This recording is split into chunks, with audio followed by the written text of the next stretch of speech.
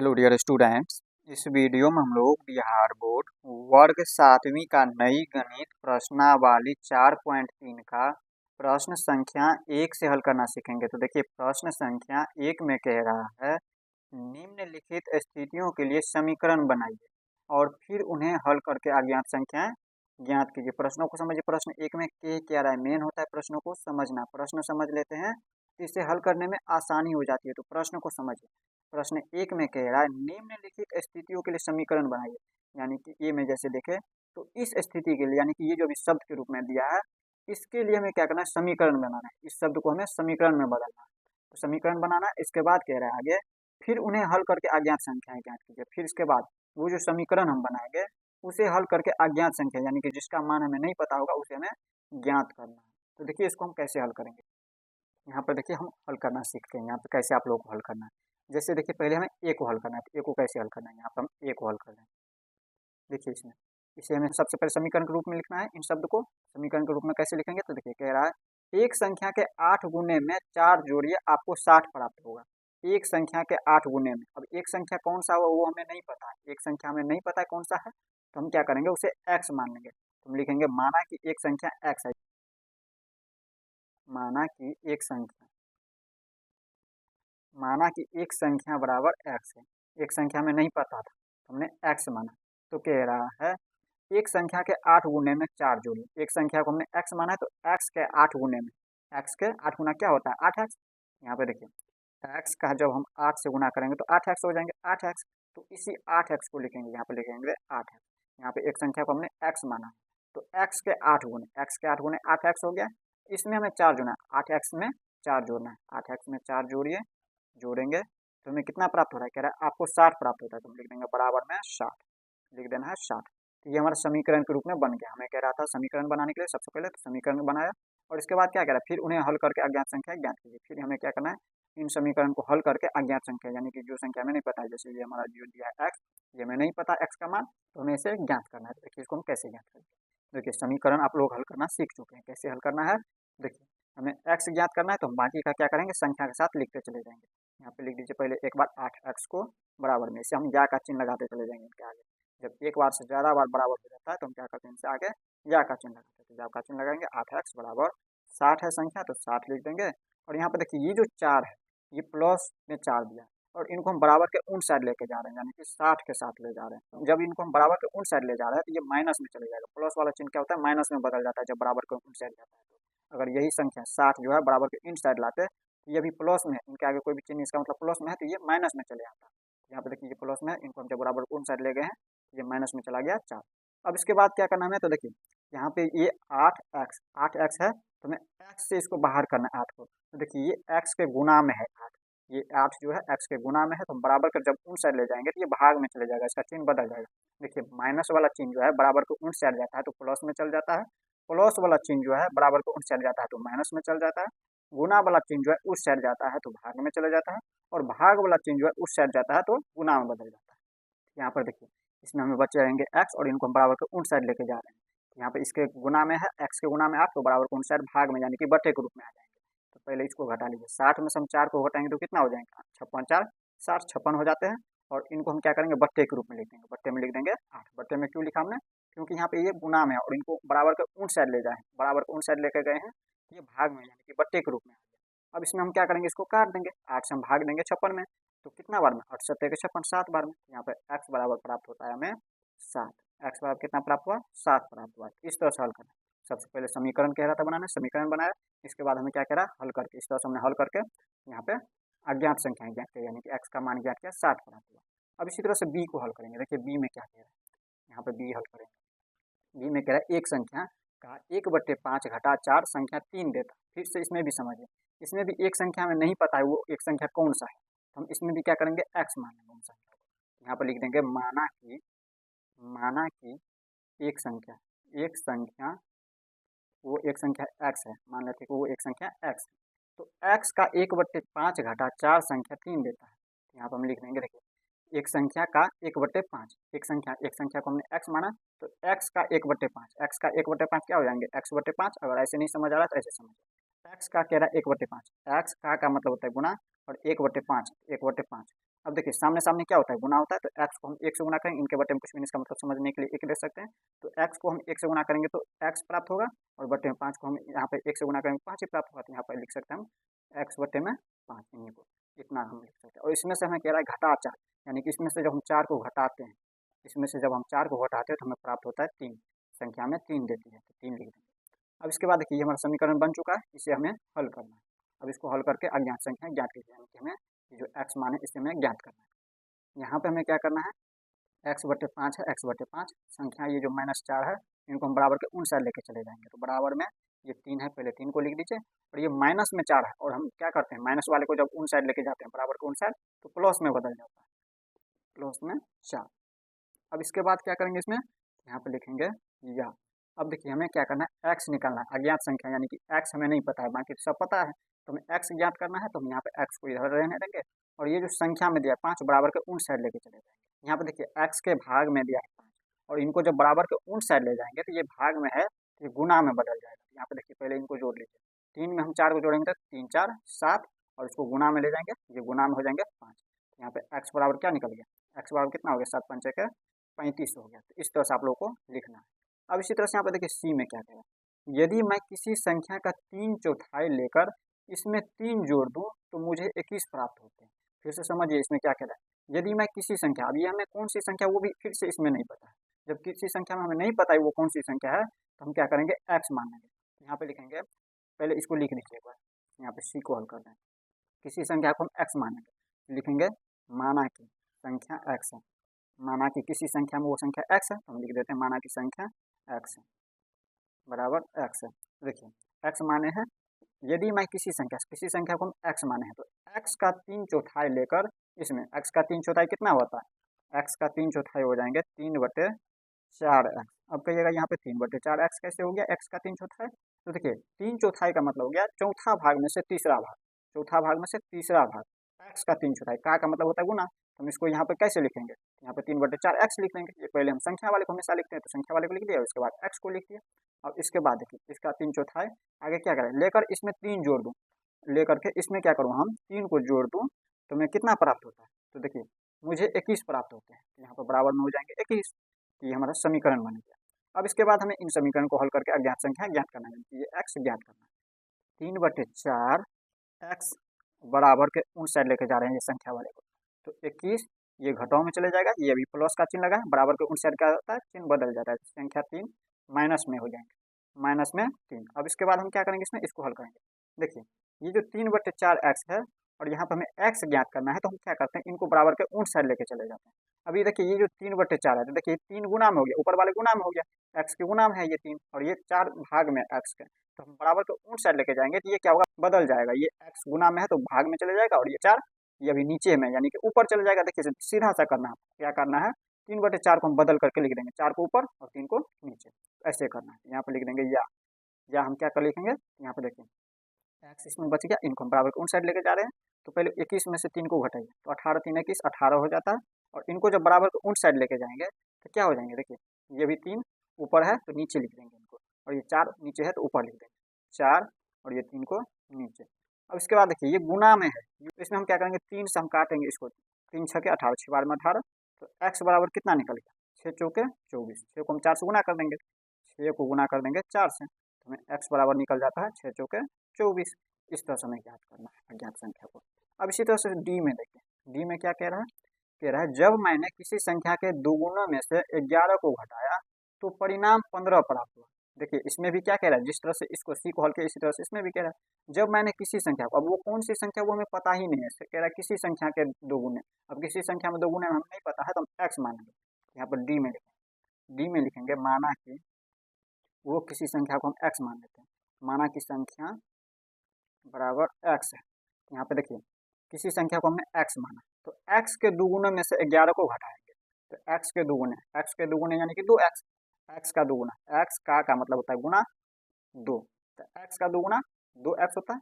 पहले हम संख्या वाले को लिखते हैं, संख्या वाले को लिख दिया, और ये एक्स, तो एक्स 2x हो गया, एक्स का दुगुना 2x, तो यहाँ पे लिख देंगे 2x, 2x में से 11 को घटाया, 2x में से 11 को घटाया तो हमें कितना प्राप्त हुआ, तो हमें प्राप्त हो रहा है 15, तो यहाँ पे लिख देंगे बराबर में 15, इस तरह से लिख दिए। अब इसके बाद क्या करना है, इसे हल करना है। ये हमारा समीकरण बन चुका है और इन समीकरण को हल करना है।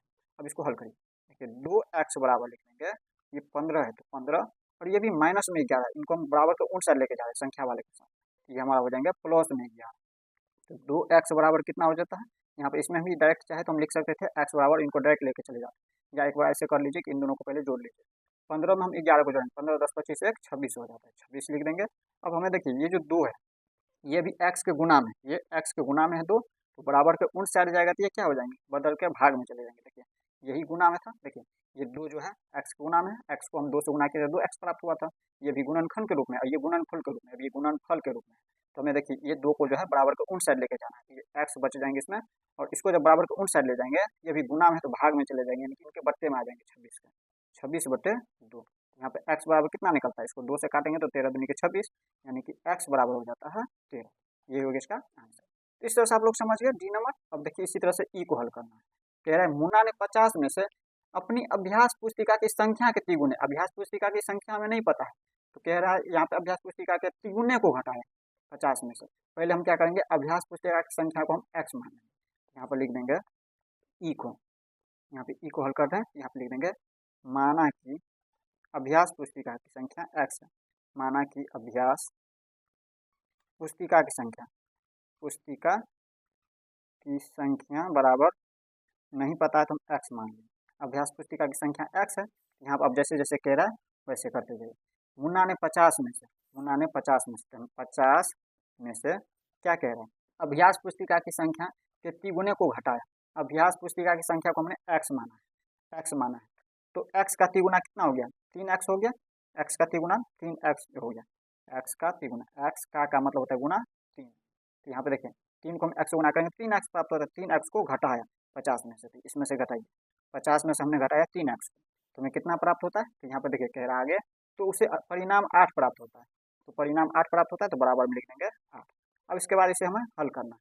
तो देखिए ये जो संख्या वाले बराबर को उन साइड लेके चले जाइए, तो यहाँ पे हो जाएंगे माइनस में 3x, माइनस में 3x बराबर में ये 8 है, 8 को लिख देंगे और इनको जो है बराबर के उन साइड लेके जा रहे हैं, तो बराबर के उन साइड जाएगा तो इसका चिन्ह बदल जाएगा, इनके आगे कोई भी चिन्ह अभी है, इसका मतलब ये प्लस में है, ये 50 जो है माइनस में हो जाएंगे, चिन्ह इसका बदल जाता है जब भी बराबर के उन साइड जाता है।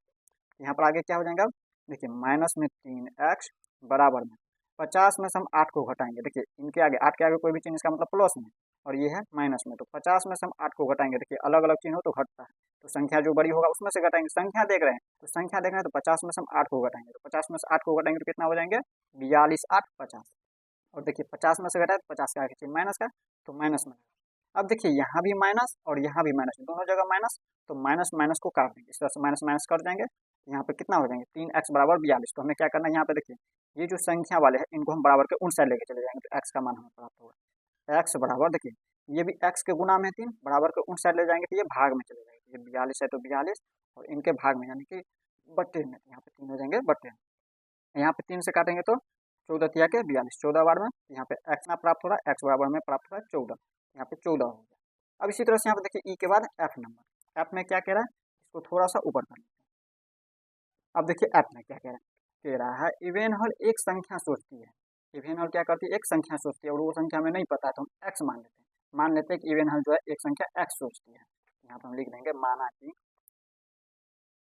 लिखेंगे माना कि इवेन हल द्वारा सोची गई संख्या, द्वारा सोची गई संख्या, सोची गई संख्या बराबर x है। मान लेते हैं कि इवेन हल जो है x संख्या सोच रही है, तो हमने लिख दिया यहाँ पे माना कि इवेन हल द्वारा सोची गई संख्या x है। यहाँ पे देखिए आगे क्या करें, वह इसमें 19 जोड़कर योग को 5 से भाग देती है। इवेन हल एक संख्या x सोचती है तो x में वो क्या करती है 19 को जोड़ करके उसमें 5 से भाग दे देती है। इवेन हल जो है एक संख्या सोचती है x मान लेते हैं, तो x सोचती है तो इसमें क्या करता है 19 को जोड़ देता है, 19 में जोड़ता है और इसमें क्या करता है 5 में भाग देता है, इसके बाद 5 से इसमें भाग देता है 5 से, तो हमें इसको क्या प्राप्त हुआ, इसके बाद देखिए आगे क्या कह रहा है, तो उसे 8 प्राप्त होता है। यहाँ पे बराबर में लिख देंगे 8, बराबर में लिख देना है 8। अब इसके बाद देखिए इसे हमें हल करना है, ये तभी समीकरण के रूप में हो गया। अब इसको हल कैसे करेंगे, तो देखिए x बराबर लिख सकते हैं, देखिए 19/5, 19/5 है तो हम क्या कर सकते हैं, देखिए 5 जो है अभी भाग के रूप में, यानी कि इसके 19 के भाग में यानी कि बट्टे के रूप में। जब बराबर के उन साइड लेके जाएंगे तो ये गुना में हो जाएंगे, तो ये हो जाएंगे 8 के गुना में 5। पहले 19 को लिखा नहीं हमने, यहाँ पे लिख दीजिए। देखिए यहाँ पे लिखना था x प्लस ये जो 19 बचा हुआ है 19 को हमने नहीं लिखा, प्लस का चिन्ह और ये 19 और इनको हम बराबर के उन साइड लेके जाए। तो यहाँ पर देखिए या x प्लस 19 है, हम क्या करते हैं इसके बाद फिर से ये जो 19 है ये भी क्या है प्लस में है, तो प्लस में है तो बराबर के उन साइड जाएगा तो ये माइनस में बदल जाएगा। यहाँ पे x बच गया इसमें और बराबर, पहले इसको गुना कर लीजिए 8 पंचे के 40 40 और ये प्लस में है 19 तो बराबर के उन साइड जाएगा तो ये माइनस में 19। यहाँ पे x बराबर कितना निकल गया, x बराबर हो गया, यहाँ पर घटाएंगे 40 में से 19 को तो 21 प्राप्त होगा, 21। इस तरह से ये 21 प्राप्त हो गया। अब इसी तरह से यहाँ पे देख लेते हैं जी नंबर को। अब देखिए इसी तरह से प्रश्न संख्या 1 का जी में क्या कह रहा है अनवर एक संख्या सोचती है। अनवर फिर से क्या करें, एक संख्या सोच रही है, तो देखिए अनवर जिस तरह से हमने एफ नंबर देखा उसी तरह से इसमें भी हल करेंगे। अनवर यहाँ पर लिख देना है, सॉरी एफ नंबर हम यहाँ पे लिखा हुआ था, ये ई लिख दिए थे, यहाँ पे एफ है, एफ के बाद ये जी नंबर। अनवर एक संख्या सोचती है, वो हमें नहीं पता है क्या सोचती है, तो हम मान लेते हैं कि अनवर द्वारा सोची गई संख्या एक्स। माना कि अनवर द्वारा सोची गई संख्या एक्स बराबर एक्स है। यहाँ पे क्या कह रहा है अनवर एक संख्या सोचती है, वो संख्या मान ले हम एक्स, एक्स सोच रहे हैं। तो आगे कह रहा है यदि वह इस संख्या के 5/2 में से 7 निकाल दे। अब देखिए ये संख्या एक्स सोच रही है, यानी कि संख्या एक्स सोच रही है, तो ये 5/2 एक्स हो गया, तो 5/2 एक्स में से 7 निकाल दे। यहाँ पर हम देखिए लिख देंगे, इसी को लिखना है यहाँ पर। मान लेते हैं कि संख्या अनवर एक्स सोच रही है, तो एक्स का ये 5/2 है, यहाँ पे लिख देंगे 5/2 एक्स। पहले हम संख्या वाले को हमेशा लिख रहे हैं इसलिए हमने लिख दिया पहले 5/2 एक्स। और इसमें से क्या करती है 7 को निकाल देती है, यानी कि घटा देती है। यहाँ पे 7 को निकाल देती है, घटा देती है, तो क्या प्राप्त हो रहा है, तो कह रहे परिणाम 23 प्राप्त होता है। तो परिणाम यहाँ पे लिख देंगे बराबर में मतलब 23 प्राप्त हो रहा है इनको। तो ये हमारा समीकरण सबसे पहले बन गया। अब इस समीकरण को मान ज्ञात करना है हल करके, तो यहाँ पे देखें, यहाँ पे लिखेंगे या 5/2 एक्स, 5/2 एक्स, और इसको हम क्या करेंगे बराबर को उन साइड लेके चले जाएंगे। ये देखिए 23 है तो 23 लिख देंगे, ये माइनस में है तो बराबर को उन साइड जाएगा तो ये प्लस में चला जाएगा, प्लस में ये हो जाएंगे 7। चिन्ह इसका बदल जाता है जब भी संख्या बराबर को उन साइड जाता है। अब इसके बाद क्या करेंगे, देखिए 5/2 को भी बराबर को उन साइड लेके चले जाए। जब बराबर को उन साइड इनको ले जाएंगे तो क्या हो जाएंगे, यहाँ पे देखिए इसमें बच जाता है एक्स और इसको जोड़ दीजिए। यहाँ पर 23 और 7 30 होता है, तो 23 7 30 और इसके बाद इनके गुना में, तो यहाँ पे क्या हो जाएंगे गुना का चिन्ह तो लगाएंगे ही, यहाँ पे एक्स के गुना में ही, और ये बराबर को उन साइड जाता है तो ये बदल जाता है, 2 ऊपर 5 नीचे। यहाँ पे देखिए 2 ऊपर चले जाएंगे और 5 नीचे, इसको काटेंगे, काटेंगे तो कितना 5 छक्के 30 6 बार में, तो एक्स बराबर हमें प्राप्त हुआ 12।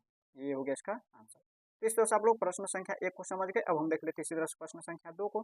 देखिए प्रश्न संख्या 2 में क्या कह रहा है निम्नलिखित को हल कीजिए, यानी कि इसको हल करना है, ABCD सी तक दिया हुआ है तो ABC को हल करना।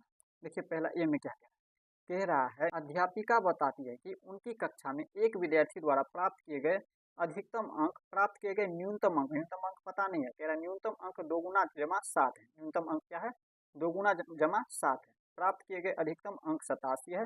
प्राप्त किए गए न्यूनतम अंक क्या है, अब प्राप्त किए गए न्यूनतम अंक हमें नहीं पता, ये हमें ज्ञात करना। तो हम कैसे हल करेंगे, इसमें सबसे पहले एक्स मान लेंगे, जो नहीं पता रहा था हम एक्स मान लेते हैं।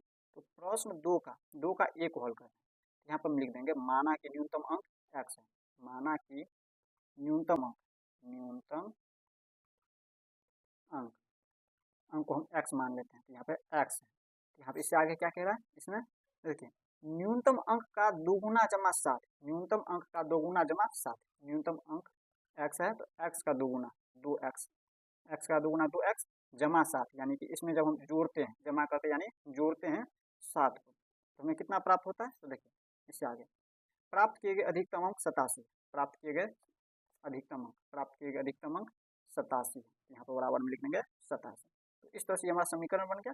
अब इसे हमें हल करना है, तो यहाँ पर हल कीजिए, ये हमें न्यूनतम अंक ज्ञात करना है, न्यूनतम अंक एक्स माने यानी कि एक्स को हमें ज्ञात करना है, वो जो एक्स ज्ञात करेंगे वो न्यूनतम अंक हो जाएंगे इसका। तो इसको हल करिए, यहाँ पर लिख देंगे या 2x बराबर 87, ये प्लस में है तो माइनस में 7 बराबर कौन साइड गया, तो 2x बराबर हो गया 87 में से 7 को घटाएंगे तो 80 प्राप्त होगा। तो x बराबर क्या हो जाएंगे, देखिए ये x के गुना में 2 बराबर कौन सा आ जाएगा तो भाग में 80/2 काटेंगे तो x बराबर कितना आ जाएंगे 40, ये हो गया 40। इस तरह से ये हल हो गया।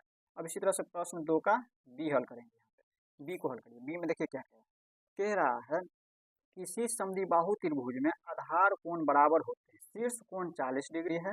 इस त्रिभुज के आधार कोण क्या है? याद कीजिए कि त्रिभुज के तीनों कोणों का योग 180 डिग्री होता है। ये तो हमें पता है, याद करने के लिए कह रहा है, ये तो हमें पता है सूत्र कि त्रिभुज के तीनों कोणों का योग 180 डिग्री होता है। तो हमें कह रहा है किसी समद्विबाहु त्रिभुज का आधार कोण बराबर है और शीर्ष कोण दिया हुआ 40 डिग्री। शीर्ष कोण दिया है कितना? 40 डिग्री। सबसे पहले त्रिभुज बनाए, समद्विबाहु त्रिभुज हमें बना लेना है। यहाँ पर देखिए इसको हम कैसे हल करेंगे। यहाँ पे बी में इसको हल करना है। एक समद्विबाहु त्रिभुज बनाने के लिए इस तरह से हम एक समद्विबाहु त्रिभुज बना दें। अब इस शीर्ष में देखिए, यहाँ पे शीर्ष कोण ये जो दिया हुआ है, शीर्ष कोण ये दिया है 40 डिग्री। कितना दिया है? 40 डिग्री शीर्ष कोण हो गया। अब इसके बाद देखिए इससे आगे क्या कह रहा है, आधार कोण बराबर होते हैं। समद्विबाहु त्रिभुज में आधार कोण क्या है? बराबर है इसका। तो हमें कह रहा है त्रिभुज का आधार कोण क्या है वो हमें पता नहीं है, तो हमें x मान लेंगे। यहाँ पे लिखेंगे माना कि आधार कोण नहीं पता है तो हम x मान लेते हैं, x डिग्री है। हम आधार का, ये नीचे वाला आधार हो गया, ये तुम्हारा शीर्ष हो गया और ये आधार हो गया, ये इसका आधार है। तो आधार कोण जो है हमारा दिया है x डिग्री, ये x डिग्री, ये भी हो गया और ये भी, दोनों आधार पे बन रहा है। इसके आधार पे ये जो कोण बन रहा है दोनों क्या हो गया? x degree. जब हमें नहीं पता था तो हम x माने। यही हमें ज्ञात करने के लिए कह रहा है। इसको हम कैसे हल करेंगे? तो हमें पता है त्रिभुज के तीनों कोणों का योग होता है 180 डिग्री। तो हम यहाँ पर लिख देंगे कोण योग गुणधर्म से, कोण योग गुणधर्म से, कोण योग गुणधर्म से सूत्र पता है। कोण योग गुणधर्म से पता है त्रिभुज के तीनों कोणों का योग होता है 180 डिग्री। तो त्रिभुज के तीनों कोण का नाम ले देते हैं। ये हो गया ए, कोण बी, कोण सी। तो तीनों कोण को जोड़ेंगे, त्रिभुज के तीनों कोण, कोण ए प्लस कोण बी प्लस कोण सी बराबर होता है 180 डिग्री। ये सूत्र होता है त्रिभुज के तीनों कोणों का योग 180 डिग्री, कोण योग गुणधर्म से। यहाँ पे देखिए कोण ए दिया है 40 डिग्री, ये कोण ए दिया है 40 डिग्री, कोण ए के स्थान पर लिख देंगे 40 डिग्री प्लस कोण बी है यहाँ पे x डिग्री, नहीं पता है तो हम x डिग्री माने हैं, तो x डिग्री प्लस कोण सी भी दिया है x डिग्री बराबर में 180 डिग्री। अब इनको हल करेंगे। इसको कैसे हल करेंगे? यहाँ पे लिख देंगे, या संख्या वाले को हम संख्या वाले के साथ ले जाएंगे। तो यहाँ पे देखिए ये दोनों को जोड़ देंगे, x डिग्री और x डिग्री को जोड़ेंगे तो कितना हो जाएंगे? 2x डिग्री, 2x डिग्री और बराबर में इनको हम बराबर कौन साइड ले जाएंगे तो 180, ये 180 दिया हुआ है और इसमें से देखिए ये माइनस हो जाएंगे। ये देखिए अभी प्लस में, इनके आगे चिन्ह कोई भी नहीं, इसका मतलब प्लस में, बराबर को उन साइड गए थे, ये माइनस में हो गया 40 डिग्री। तो 2x बराबर कितना हो गया? 80 में से 40 को घटाएंगे तो 180 में से तो 140 डिग्री। यहाँ पर हम क्या करेंगे इसमें सीधा सा, देखिए x बराबर निकालेंगे। x बराबर देखिए ये 140 बटे में ये जो 2 है बराबर कौन साइड जाएंगे तो यहाँ पे भाग में, ये कट जाएंगे, यहाँ पे काटेंगे तो 70 भाग में। यहाँ पे कितना हो गया? x बराबर निकल गया, इसको हटाएंगे, x बराबर 70 डिग्री, यानी कि ये दोनों कोण कितना हो गया? 70 डिग्री हो गया। ये दोनों 70 डिग्री, यही कह रहा था निकालने के लिए। यहाँ पे देखिए कह रहा था आधार कोण क्या है, तो आधार कोण हमारा हो गया, ये जो आधार पे जो कोण बन रहा है 70 डिग्री का बन रहा है। इस तरह से बी नंबर समझ गए। अब देखिए सी को कैसे हल करेंगे। देखिए सी में क्या कह रहा है, इसको थोड़ा सा ऊपर कर लेते हैं। यहाँ पे देखिए सी में क्या कह रहा है, सचिन द्वारा बनाए गए रनों की संख्या राहुल द्वारा बनाए गए रनों की संख्या के दोगुनी है। उन दोनों द्वारा मिलकर बनाए गए कुल रन एक दोहरे शतक से 2 रन कम है। शतक का मतलब होता है 100, 100 में से यहाँ पे 2 रन कम है। प्रत्येक ने कितने रन बनाए, अब ये हमें ज्ञात करना है। देखिए क्या कह रहा है, राहुल द्वारा बनाए गए रनों की संख्या की दोगुनी है। राहुल द्वारा बनाए गए रन हमें नहीं पता है, तो हमें नहीं पता है तो हम x मान लेंगे।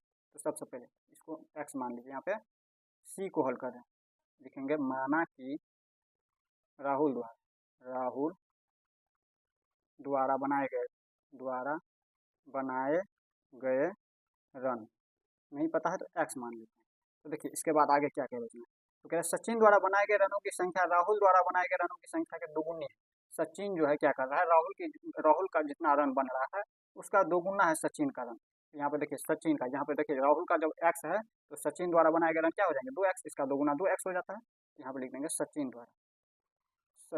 द्वारा बनाए गए रन कितना हो जाएंगे 2x, दोगुना यानी 2x हो गया। तो आगे क्या कह रहा है इसमें, आगे कह रहा है उन दोनों द्वारा मिलकर बनाए गए कुल रन, उन दोनों द्वारा कुल रन यानी कि दोनों को जोड़ देंगे, कुल रन हो गया, यानी कि कुल रन में क्या होता है जुड़ता है। तो दोनों द्वारा बनाए गए कुल रन यानी कि x प्लस 2x क्या हो रहा है, दोहरे शतक से 2 रन कम है। दोहरे शतक से क्या हो रहा है 2 रन कम है, यानी कि बराबर क्या हो जाएंगे 200 में से 2 को घटा देंगे। दोहरे शतक यानी कि 2 शतक में 1 शतक में 100, तो 2 शतक में 200 हो गया, तो 200 अंक में से 2 को घटाएंगे तरह से। अब इसको हल करिए, देखिए इस तरह से है, तो हमें क्या करना है, यहाँ पे आगे क्या कह रहा था इसमें, देखिए इसमें क्या कह रहा था, हमें प्रत्येक ने कितने रन बनाए, प्रत्येक ने कितने रन बनाए वो हमें ज्ञात करना है। तो यहाँ पे देखिए, यानी कि इन दोनों ने कितने रन बनाए वो आप लोगों को पता करना है। तो यहाँ पे इनको हल करेंगे, देखिए 2x और इनके आगे कोई भी संख्या नहीं है, इसका मतलब 1 है, तो 2 1 3x हो गया। 3x बराबर में 200 में से 2 को घटाएंगे तो 198। तो हमें x निकालना है, तो x बराबर लिख देंगे यहाँ पे, x बराबर क्या लिखना है, यहाँ पे लिख देना है 198 बट्टे में 3। 198 बट्टे 3 क्यों लिखे, क्योंकि देखिए ये जो x के गुना में है 3, इनको हम बराबर को उन साइड ले गए, ये बट्टा में चला जाएगा, गुना वाले भाग में चले जाता है। तो x बराबर कितना हो जाता है, 3 से काटेंगे इसको, देखिए 3 से काटेंगे, 3 छक्के 18, 6 बार में 18, इसमें 1 और ये 8, 1 और 8 18, 3 छक्के 18, यानी कि 66 हो जाता है x बराबर। यानी कि ये जो राहुल जो है 66 रन बना रहे हैं, तो सचिन इसका दोगुना बना रहे हैं, तो 66 का दोगुना कितना हो जाता है, 6 दूनी के 12 और 6 दूनी के 12 यानी कि 132 रन हो जाता है। इस तरह से समझ गए आप लोग प्रश्न संख्या 2 को भी। वीडियो लंबा हो चुका है, इसलिए हम इस वीडियो को यहीं पे एंड करते हैं। नेक्स्ट वीडियो में हम लोग प्रश्न संख्या 3 को और 4 को देखेंगे। तो मिलते हैं नेक्स्ट वीडियो में। जय हिंद।